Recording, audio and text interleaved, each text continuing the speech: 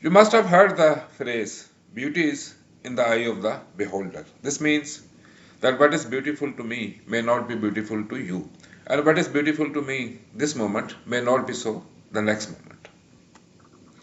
On the other hand, we have the famous lines from English romantic poet John Keats. A thing of beauty is a joy forever. Its loveliness increases, it will never pass into nothingness, but still will keep.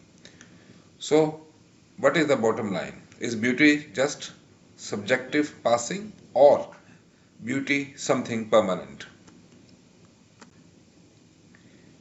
For Plato, there are many beautiful things in the world, and all these beautiful things share some common attributes.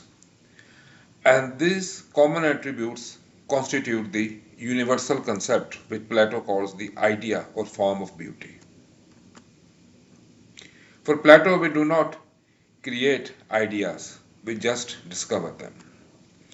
Idea or form of beauty is the source of all beautiful objects. Likewise, the idea or form of the good is the source of all goodness in particular things. Ideas are transcendental, they don't come into being or pass away with the particular things, but they are present or reflected in the particular things. That is why they are called immanent. The question is there a separate world of ideas, a parallel world of ideas, like the world of senses, the world of particulars in which we live? The answer is no. The world of ideas, the world exists in a figurative sense.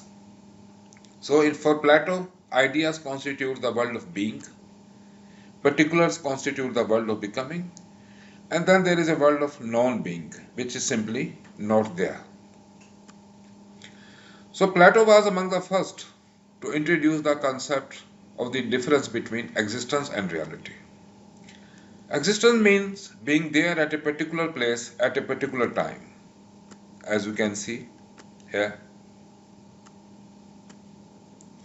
For Plato, reality is spiritual. It transcends time and space. So what exists is not real, because what exists is by definition something material, and the real, which is spiritual, does not exist. For Plato, the highest idea is that of the idea of good, which is manifested in the idea of truth, beauty, and justice. So, at the top are the ideas of good, truth, beauty, and justice. Then there are higher ideas and then lower ideas. For example, the idea of animal is a higher idea, and the idea of zebra or tiger is a lower idea. So, this is Plato's universe. At the apex are the idea of good, truth, and justice, then higher ideas, lower ideas, the world of particular things, and finally art and images. For Plato, all art is a copy of copy. It is twice removed from reality. But when we talk of universe, so it should be clear that when we talk about ideas, the word universe is used only in a figurative sense. According to Copplestone, in his History of Philosophy, inherent in Plato's idea of good is the notion of the absolute or the one. It is the ultimate ontological principle, the patron of all things. The absolute is immanent. World events and objects manifest it in varying degrees, but it is also transcendental because it cannot be identified with anything else. For Plato, it's hard to find the maker and father of the universe, and having found him, it's impossible to speak of him at all. So, what Plato means here is that we cannot in detail describe the attributes of the absolute because the language that we use is for the description of particular things.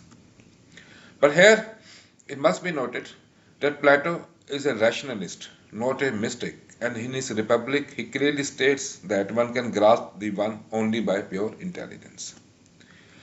For Copplestone, Plato did not believe in ex nihilo creation or creation in time. It's only a metaphor for distinguishing between primeval chaos and order, the pure world of senses and pure forms.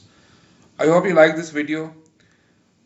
Please like, share and subscribe to my channel, Wisdom of Life. Thanks for your time.